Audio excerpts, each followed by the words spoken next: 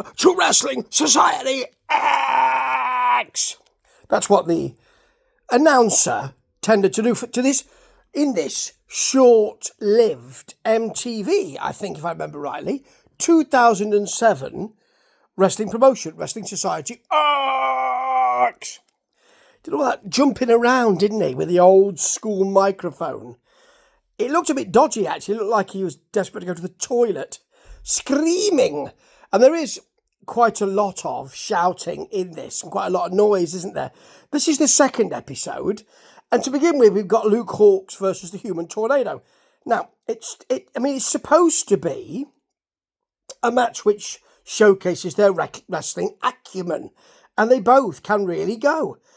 In that, there's a very nice Hurricane Rana from the apron by the Human Tornado, and then a huge dive. Hawx gets a nice spinning kick. There's a Tornado DDT from Human Tornado for a pin, and it's very quick, but that's because it's about the afters. Now, I saw these two in the first episode. They were in a tag team, and I can't remember who they are, because I reviewed that a while ago. I could go back and check, but I can't be bothered.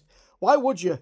Why would you be bothered? Anyway, there's a lot of afters going on, and it's not about the wrestling, is it? It's about the stuff around it. And that's the problem. You can't build a promotion on that. Now, in edited highlights from this episode, because it's a longer one, they did a sort of looking back at thing, or a weekend in consideration, or whatever you call it. Anyway, Teddy Hart and Matt Cross are coming. They are the Filth and the Fury. That'll be a good tag team, won't it? They're the best team in America, apparently. Well, they'll be bloody good together, I'm sure. Okay, White Trash Johnny Webb, who is a champion, can't remember where, XWF, I think. He's got his boys. He's the manager of the Trailer Park Boys.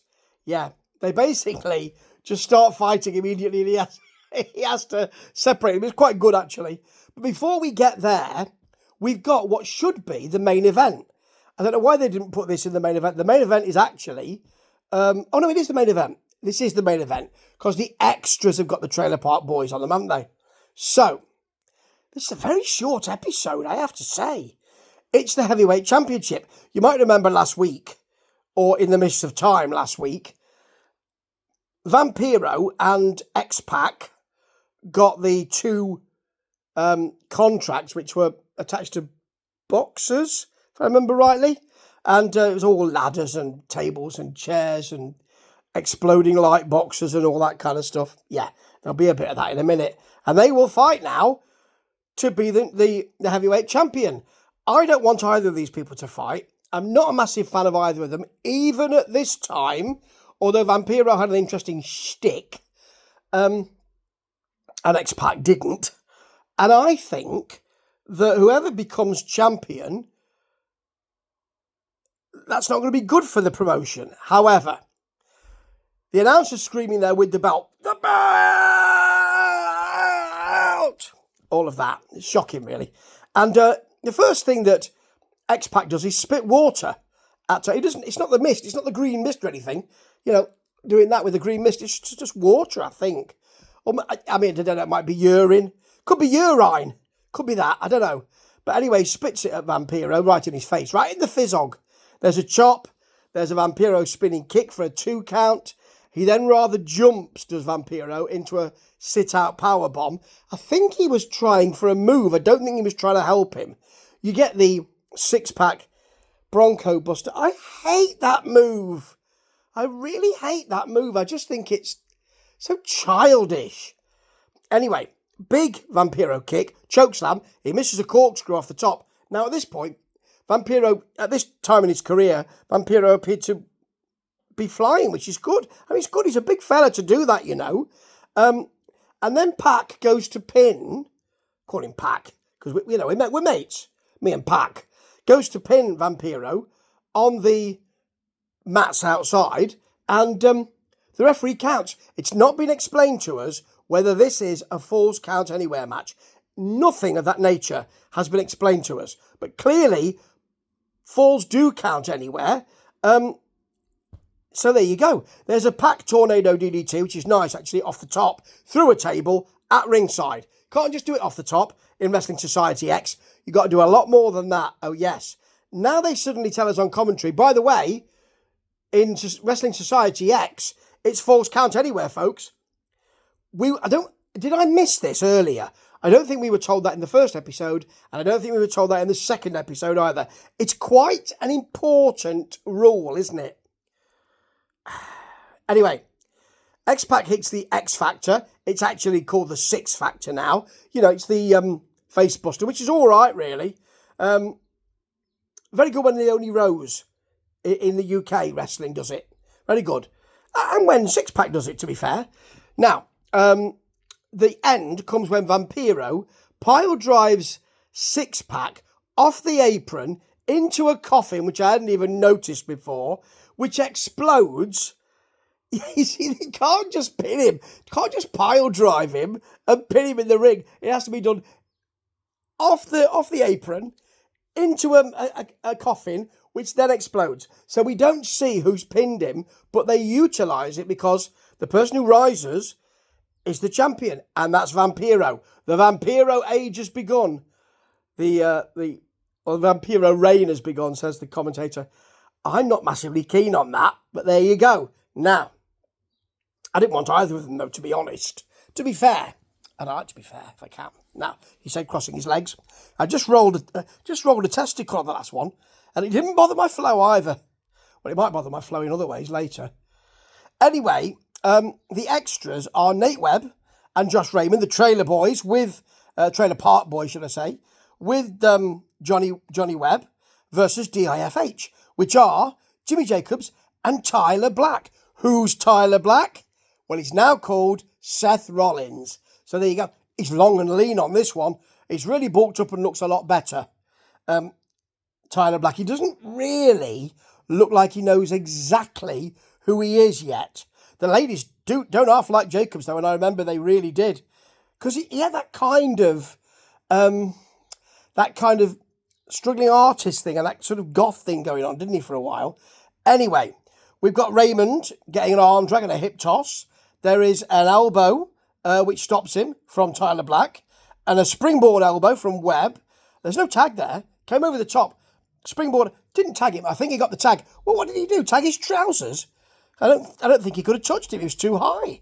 Anyway, there's a spinning kick from Nate Webb and a cannonball into Josh Raymond double stomp, a basement double stomp while he's in the corner. And that's really nice, actually. I do like Josh Raymond's dive because he smacks his head on the guardrail when he does it. He really does. There's not as much room as he thought. And then a shooting star press from Tyler Black, Seth Rollins, over the top. That's very nice. I do like the modified camel clutch from Jacobs, although I would have liked a bit more Sarge with that. And then he segues into a cattle mutilation. He doesn't get any kind of bridge on it, which is a shame. And the commentary team don't know what it is. So it's not surprising, really. But there you go. Black then throws Jacobs into a spear. Can't remember which of the Trailer Park Boys he spears, but it's a nasty one. And then Webb gets a clothesline. In fact, several, which are nice. And a drop kick, a spinning neck breaker, and then a kind of sort of face buster, twisting face buster for the pin. And commentary had to tell us who got the pin. I didn't notice because it was really frenetic, folks. It was just, we've got to have something going on all the time. Yeah, and anyway, next we've got Matt Classic, so it's going to be quieter and calmer. He is old school wrestler, so he's got the jacket and the towel around the neck. He's masked, but I can tell you it's Colt Cabana, and he likes his characters, and that's fair enough, you know. Where is he now, Colt Cabana? He was in AEW. Did he get out of there? Anyway, he's facing Matt Sydal and his girlfriend, and oh dear, frog in the throat. Early on, he takes him down and dumps him, does Colt Cabana. Sorry, Matt Classic. Matt Classic sounds good. And Sydal wants a pause, then hits an enziguri. Now, what Matt Classic seems to have is lots of different claws. So his finishing manoeuvre is the trapezius claw. and we will see that later on. But he gets the stomach, the abdominal claw on first. Never been good using the claw in my view. Seidel really sells that. Then he hits the modified victory roll from the electric chair position and classic, Cabana classic, bails, which is fair enough actually. And then there's another claw. He does the Von Erich claw to the head, but Seidel's out of there with a poison rana, which is quite long and lean actually, and then a shooting star press, which is lovely for the pin. And the great thing is, or the sad thing is, about this promotion, and I will go through all of these, because I saw them all at the time, and I really rather liked them. For the wrestling, folks, the wrestling is superb at times. It's just the angles and we must have something going on all the time. And we must have explosions, and we must have loud music, and we must have lights, and we must have screaming. You don't need that. Every musical album needs ups and downs, doesn't it? They can't just batter you all the way through. Or maybe I'm just getting old. Am I just getting old? I think I've got there now. But anyway, I like the wrestling here. And that is why I will continue to watch. And next week, Teddy Hart, Mad Dog Cross. That's going to be superb, isn't it? It's a reason to watch. But this is not the reason to watch. The screaming's giving me a headache. Ta-ta.